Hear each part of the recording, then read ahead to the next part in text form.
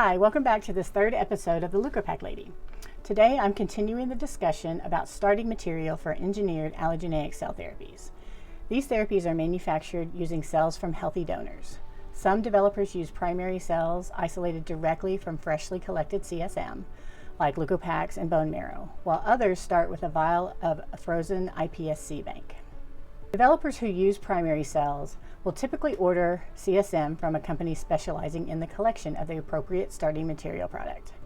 The collector will recruit a donor with the required characteristics, screen the donor using current FDA requirements and any unique developer requirements, and schedule the donor for the collection. Following the collection, the CSM will either be shipped fresh or cryopreserved and then shipped frozen to the developer. From there, the developer will isolate the desired starting cell population and begin their upstream manufacturing process to create their therapy doses. The creation of iPSCs, however, starts long before the upstream manufacturing process begins. These cells can be derived from many different types of CSM, but most commonly from skin fibroblasts or blood stem cells. The starting cells are first reprogrammed or induced into pluripotent stem cells using gene editing and exposure to key cytokines and growth factors. Additional genetic engineering may be employed at this stage to insert chimeric antigen receptor genes and to reduce the cell's immunogenicity and capability of causing graft versus host disease.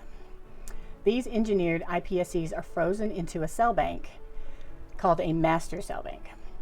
Then, as each batch of therapy is manufactured, a vial from the master cell bank is thawed into the upstream manufacturing process to create many doses of a therapy.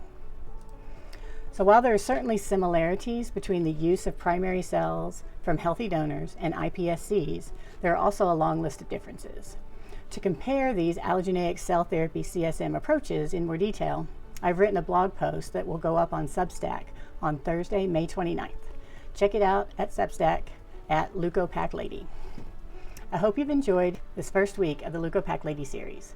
Next week, I'll talk in more detail about leukopaks, and I'll begin discussing why leukopak quality is so important to the manufacturing and therapeutic success of allogeneic cell therapies.